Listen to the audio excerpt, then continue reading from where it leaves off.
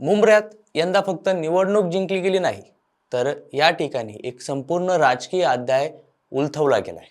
वर्षानुवर्ष जितेंद्र आव्हाडांचा अभेद्य बालेकिल्ला समजला जाणारा मुंब्रा एका झटक्यात नव्या शक्तीच्या तडाख्यात सापडला. ओबीसींच्या पक्षानं एंट्री केली, पण खरी खळबळ उडाली ती बाप लेकीच्या आक्रमक भाषणांनी. झुटा जितेंद्र, तुतारीची मुतारी, मुंब्रा हिरवा करायचा हे शब्द फक्त घोषणा नाहीत, तर राजकीय युद्धाची घोषणा ठरली. समर्थकांना यात स्वाभिमानाचा आवाज दिसतोय, तर विरोधकांना यात धोक्याची घंटा ऐकू येते. आणि आता राष्ट्रवादीने थेट पलटवार करत इशारा दिलाय, निवडून आलात म्हणजे हवेत जाऊन गरळ ओकण्याचा परवाना नाही मिळाला. हा संघर्ष फक्त दोन पक्षांमधला नाही, तर जुनी राजकीय संस्कृती विरुद्ध नवी आक्रमक सत्ता भाषा यांच्यातला आहे. मुंब्रा आता केवळ शहर राहिलेलं नाही, तो बनलाय महाराष्ट्राच्या राजकारणाचा नवा रणांगण. पुढचा स्फोट कधी होईल हे कुणीच सांगू शकत नाही, पण एक गोष्ट मात्र नक्की बरं का, आता इथे शांतता नाही, फक्त संघर्ष आहे. नेमकं कसं तेच आजच्या व्हिडिओच्या माध्यमातून आपण समजून घेणार आहोत. नमस्कार मंडळी, तुम्ही पाहताय सत्य पे सत्ता, म्हणजे थोडक्यात पण महत्त्वाचं. महाराष्ट्राच्या महानगरपालिका निवडणुकांनी यंदा केवळ सत्तेची गणितं बदलली नाहीत, तर राजकीय भाषेची धार, रस्त्यावरची ताकद आणि वैचारिक संघर्ष यांचं नवं चित्र राज्यासमोर आणलं गेलं आहे. या सगळ्यात सर्वाधिक चर्चेत आलं ते ठाण्याजवळचं मुंब्रा. वर्षानुवर्ष राष्ट्रवादी काँग्रेसचे नेते जितेंद्र आव्हाड यांचा बालेकिल्ला म्हणून ओळखलं जाणारं मुंब्रा यंदा मात्र वेगळ्याच वादळात सापडलं. असदुद्दीन ओवैसींच्या एमआयएम पक्षानं राज्यभरात 128 नगरसेवक निवडून आणत आपली ताकद दाखवली, पण त्याहीपेक्षा मोठी चर्चा झाली ती मुंब्र्यातील तरुण नगरसेविका सहर शेख आणि तिचे वडील युनुस शेख यांच्या आक्रमक वक्तव्यामुळे.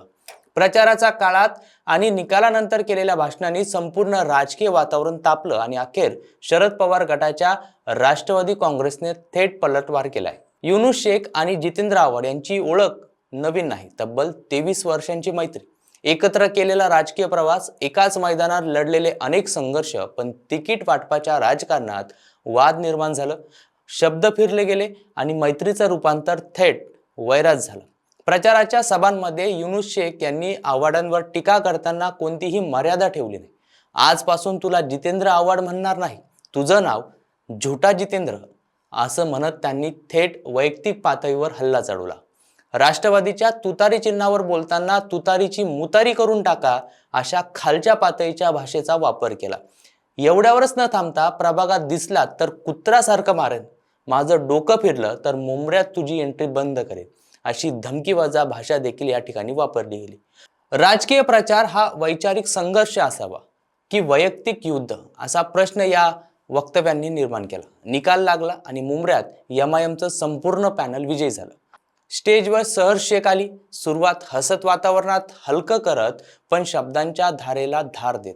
आव्हाडांना डिवचणारा टोन, समर्थकांमध्ये उत्साह आणि शेवटी एक वाक्य, 5 वर्षांनी पुन्हा निवडणूक होईल तेव्हा संपूर्ण मुंब्रा हिरव्या रंगानं रंगवायचा आहे. हा शब्द उच्चारताच राजकीय वर्तुळात एकच खळबळ उडाली. समर्थकांना तो आत्मविश्वासाचा नारा वाटला, पण विरोधकांना त्या सत्तेचा आणि धार्मिक राजकारणाचा स्पष्ट संदेश दिसला. महाराष्ट्राच्या राजकारणात रंग फक्त रंग नसतो, तो संदेश असतो, आणि हा संदेश राष्ट्रवादी काँग्रेसला खुपसला. अखेर शरद पवारांचे नातू आणि आमदार रोहित पवार थेट मैदानात उतरले. त्यांनी जितेंद्र आव्हाड यांच्या पाठीशी ठामपणे उभं राहत सांगितलं की ज्येष्ठ नेते जितेंद्र आव्हाड कायम शाहू फुले आंबेडकरांची विचारधारा जपलेली आहे, पण काही दिवसांपासून एमआयएमचे स्थानिक उमेदवार आणि त्यांच्या नातेवाईकांकडून अत्यंत खालच्या पातळीची भाषा वापरली गेली.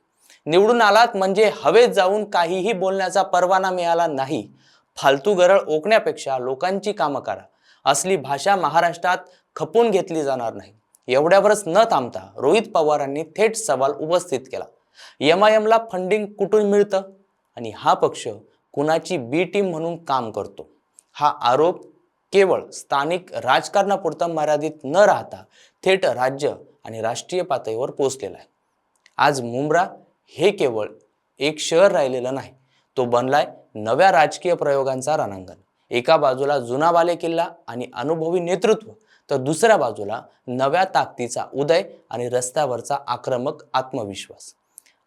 हा संघर्ष फक्त दोन पक्षांमधला नाही, तर मंडळी जुन्या राजकीय संस्कृती आणि नव्या आक्रमक राजकारण शैलीमधला आहे.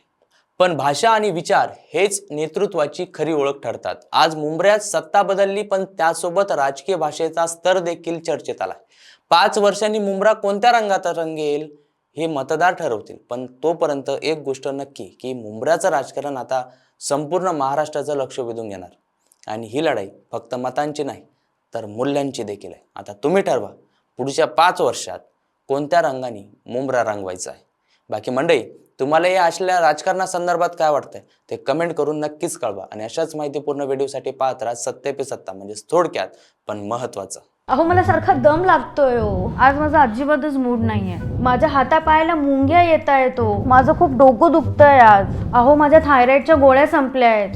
लवकर आणून द्या ना. या सगळ्या कुरकुरी आपण देखील रोज ऐकता का? हो ना. अहो या त्रासावर सोपा उपचार आहे. डॉक्टर चाटेज होमिओपॅथी क्लिनिक, मुंबई, पुणे, नाशिक, संभाजीनगर सगळीकडे त्यांच्या शाखा आहेत. डॉक्टर चाटेज होमिओपॅथी क्लिनिकला अवश्य भेट द्या आणि घरातली कुरकुर कायमची बंद करा. थायरॉइडची